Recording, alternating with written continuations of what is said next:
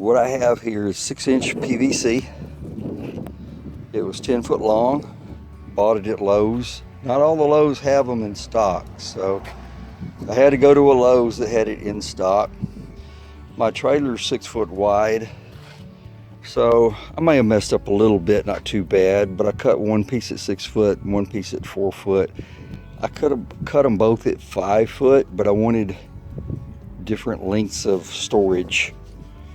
So I have 6 foot underneath the trailer, and it made sense to cut one at 6 foot and one at 4 foot, the leftover. I also have caps and then screw-on caps that will go onto it as well. Now it's time to, I cut them with a circular saw. I cut them with a circular saw and a regular wood cutting bit, but I wore eye protection. I wasn't sure the blade would cut the PCV, but it cut it fine. And so now it's time to put the caps on and get this thing underneath the trailer. Put the caps on. I used a Oakley medium clear coat, clear PVC cement. I didn't use a primer on it because I'm not worried about whether it's going to hold water pressure or not.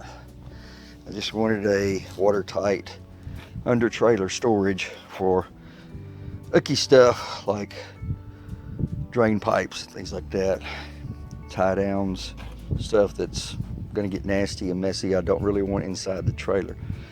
So I put cap on one end of both of them and a screw on cap on the other end. So the way this will work is get one that'll unscrew with one hand, so the caps screw in and you have storage, 6 feet of storage, 6 inches in diameter, for drain pipes, stuff like that.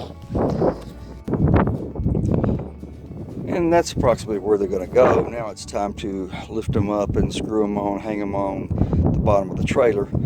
I'm going to use plumber's tape and some number 10 self-tapping screws that are 3/4 inch long. Got a hex drive on my drill motor. And we'll use a jack to lift them up in place and then just strap them in, and they should be stored up, they should be hung. And there's the final product, the installation. And I don't know, I could have cut them a little bit shorter so they sit all the way underneath the trailer, but also have the fender sticking out, so it's not like they're going to stick out any further than the fender.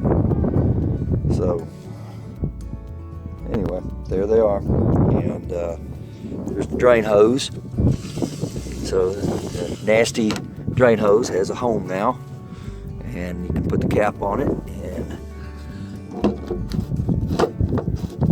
it'll be sealed up. I can put some rubber gloves and stuff inside this, in the 4 foot one, so that I got the rubber gloves over here to grab a hold of the nasty drain hose over here. Alright. After having it on there for a little while, I've decided that I don't really like it hanging down that much. It's about 7 inches. So I'm going to shorten the tube about 6 inches and then raise it up against the floor. That would make it about hang down 3 inches less than what it's hanging down now. So it'll put it up underneath the trailer and it'll be a lot more concealed. The way it looks right now is it dominates the look of the trailer, and I don't like it hanging down that low.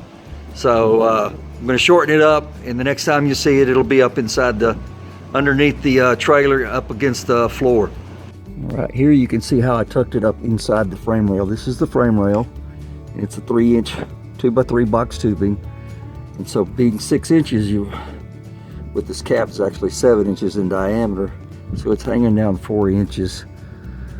Got the shorter tube right beside it, so I've got 2 of them side by side under here, and I strapped them, screwed the straps, this is plumber's tape, and I screwed the straps to the metal.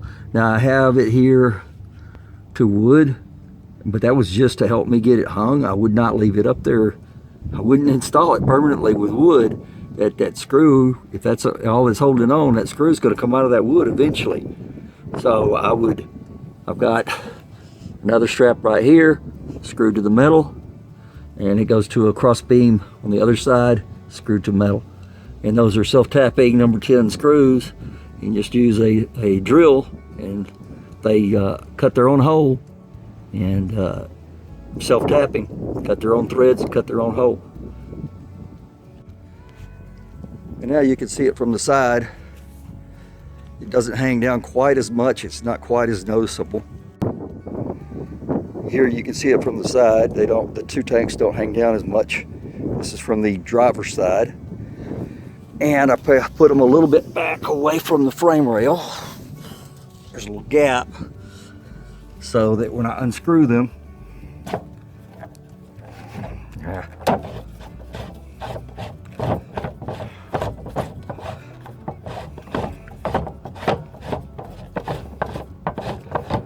and the cap has enough room to fall out, and you put the cap back on.